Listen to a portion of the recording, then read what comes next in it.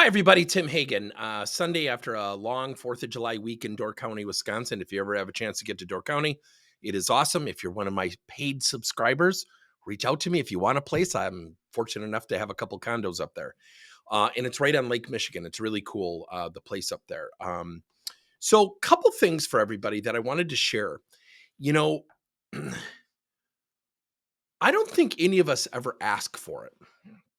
And I think about the element of differentiation. I was in New York at a couple client sites in Rochester, New York, and we were talking about the power of differentiation. And when you think about differentiation, it's separating yourself. It's about doing something different than others that separate you from the pack. And I think about the story with Harvey McCain, Ducks versus Eagles, when he got into the cab, and it was long before Uber and Lyft, and everyone kept their cabs and their cars clean. And he had this great cab driver who was dressed in a suit. He opened the door, the thing was spotless. And he said, geez, this is really interesting. How'd you get like this? And he said, oh, I saw Mr. Dwyer do a presentation on PBS about ducks versus eagles. And I really want you to hear this. Ducks flock together and quack. Eagles choose to soar above the rest. It's a corny little cliche. And I think about the power of differentiation. I say this to young people. If you're in onboarding or you onboard employees, introduce this concept. Today, almost 80%, I think it's 79 from Gallup, says that people are neutral or actively disengaged, meaning they're negative. Only like 19 to 21% are positive. Now, why do I sound excited about that? Because there has never been a better opportunity to differentiate yourself. So I think about, how do we get there? And we have this battle of want versus willingness, right? What I want to do is different than what I'm willing to do. And I often tell, especially younger people, but I'm not a generational guy, you have to be willing to do whatever you can to get what you want, because what you want, you have to ask yourself, are the people who can help me willing to help me? So I think every one of us, and I would love to know your thoughts. I want everyone to comment as much as you can. Everybody needs a major hiccup. They need a major interruption to their life. And a really good friend of my wife's lost her job. She got laid off. And I remember talking to her and I said, got to pivot. You don't have time. There's no time for tears. There's no time. You got to pivot. And it's a mindset shift. And I said, man, you ought to celebrate your job. And she goes, celebrate my job? I just lost. I said, but those are new owners.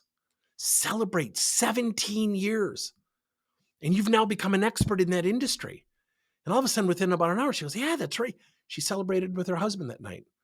She's now billable almost full time, kind of doing her own thing. She goes, I would never have done that. We all need drastic interruptions. Drastic. Do you know people, when they go through a divorce, sometimes find out how to be better married the second time? Because in the moment, it's never my fault. Nobody wants change or challenge. Nobody wants the big curveball sent their way. Yet what it does is it positions us to do what? To differentiate ourselves. See, if you don't have scars, you'll never know if you're well. It sounds corny, right? If you don't have scars, you'll never know you're doing well.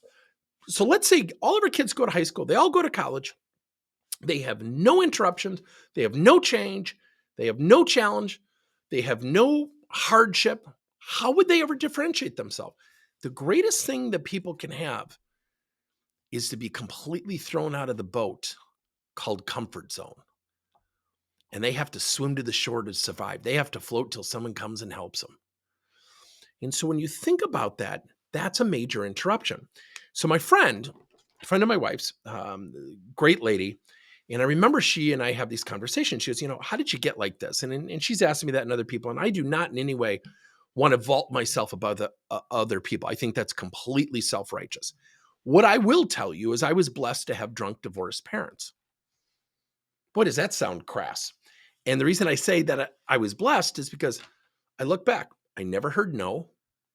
I never heard you can't, or you're not smart enough. And there were probably some things I tried that I wasn't smart enough and I shouldn't have. Yet I really dove into experiences. My internships were so incredibly helpful. And I remember all the change and challenge. I had never gotten a dime from my parents since I was 14. It's not hardship. I had a really good childhood, crappy family life, but that shaped me. And I remember calling my business partner, Ron, one of my two business partners, and I said, "Have you ever read the book Grit? You got to read it." Now, I won't give you Ron's private story because that's not my place to say, but his hardship was harder than mine, much, much harder. And he goes, "Yeah, Tim, that's us. That's one of the reasons I invested in you and the company, because you'll do anything to be successful or to help people."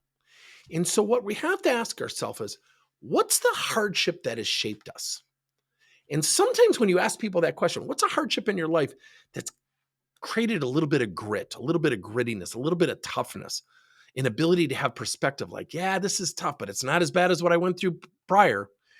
And experiences shape us. So, what's been your major hiccup, and how did it shape you in your career, and how did it help you achieve success? Thanks, everybody.